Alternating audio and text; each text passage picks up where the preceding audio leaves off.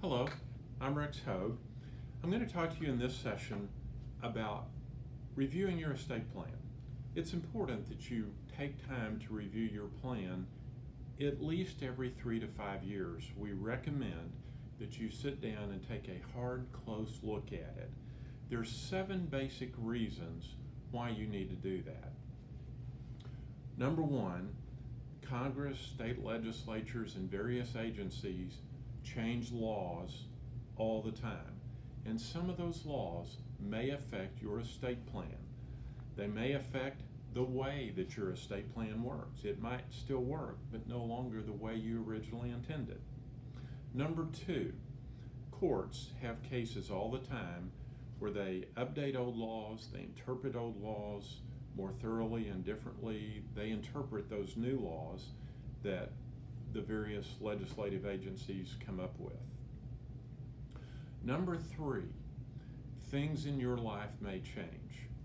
For most people, one of these big events might drive them to come and do planning. However, my experience is most of the time people they'll let several of these things go by before they ever act. So I'm going to give you 10 things that happen in your life, or that may happen in your life, that could affect your plan. Number 1, you could have had another child. Number 2, you could have gone through a divorce. Or number 3, a child named could have gone through a divorce. Number 4, there could be named grandchildren and you've perhaps had more grandchildren. Number 5, your beneficiaries, trustees, medical agents, executors, other agents may have changed. Perhaps they've died. You no longer have a relationship with them or something like that. Number 6, there's been a death in the family that affects the plan.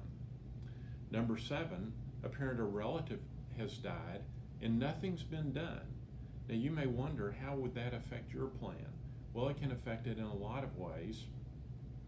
Perhaps you're going to wind up getting an inheritance that really wasn't part of your plan, and you need to know how to fit it in and still keep it separate. Number 8, you're about to retire and you want to make the best choices for your retirement plan. I'm going to give you an example of something that happened to my mother. She worked for the school system. They had this retirement thing for retiring teachers. Well, I went with my parents to that. And it's not very common for them to take an attorney.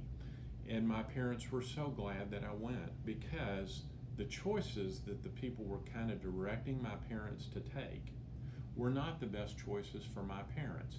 How did I know that? I'd spent time learning about their goals and objectives and figuring out how to accomplish them. And my mom, had I not been there, would have undone a considerable amount of her planning. She would have signed on the dotted line and thought she had it done. Well, those decisions are important, and it's important that you get legal advice for them. Number 9, perhaps you've acquired new real estate, whether it's for your personal use, business use, or rental. That can affect your plan in a lot of ways you probably haven't even dreamed of. And finally, perhaps you started a business, or you realize that your business really does need an entity because of taxes or maybe asset protection.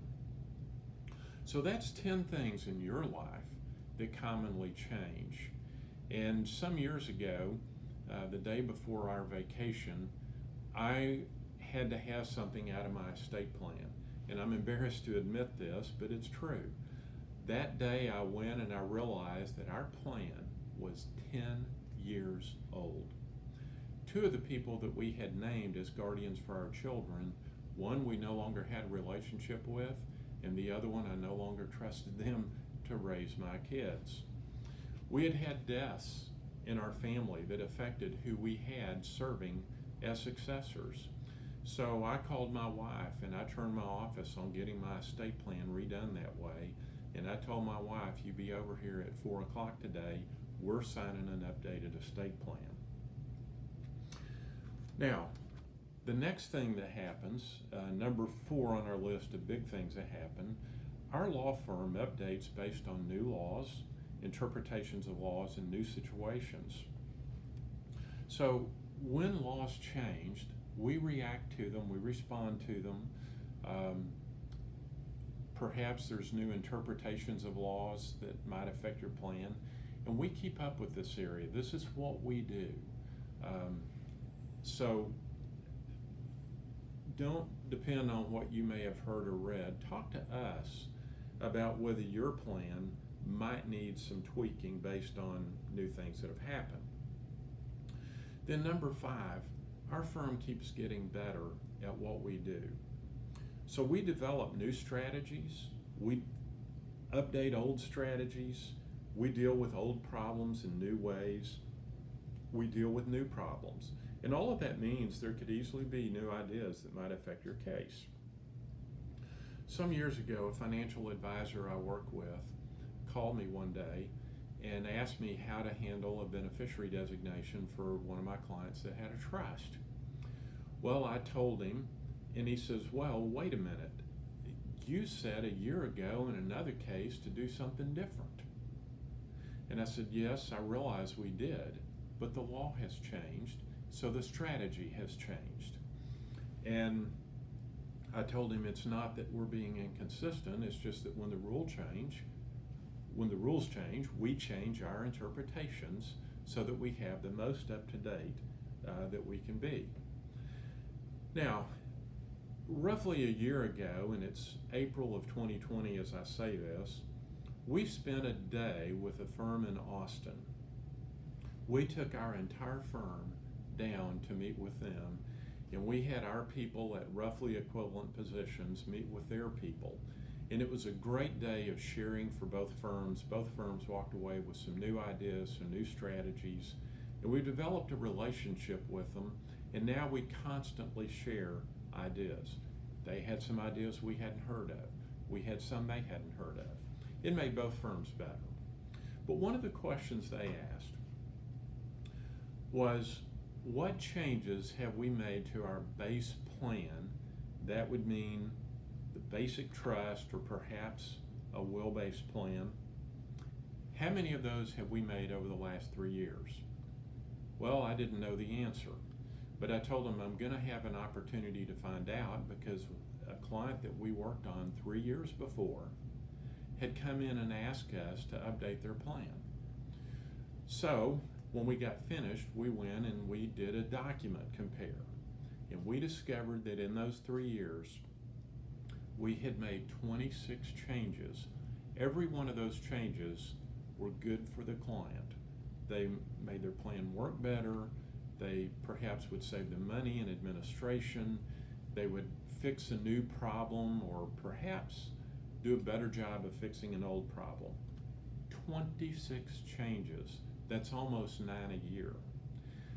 That was for the basic planning document. Then we did a document compare for our 2019 beginning year documents and our 2020 beginning documents. And by this, I mean what we call the supporting documents. We had over 80 changes. Now, here's what that means for you. Your plan slowly starts becoming out of date shortly after you sign it. Now, generally, you don't need to come in and update your plan every, month or 2 months. Every 6 or 8 months will do. I'm kidding. But you should look at it every 3 to 5 years because there's almost bound to be changes that would affect you. So we do offer a free review of your plan every 3 to 5 years. In fact, we have some people that get concerned about that, and they've actually called us 2 years in and said, well, I know it hadn't been 3 years yet, but we really would, we think we need to review this. What would you charge us? Well, we've never charged a client just to review their plan. And we don't typically charge to review their other plans unless they're going to have us review hundreds of pages of documents. But take advantage of that. Do keep your plan updated. Realize that estate planning is not a destination. It's a journey. When you updated your plan, you stopped, you filled up your car, you checked the air in the tires, you checked the oil, you got you a snack, and you went on down the road.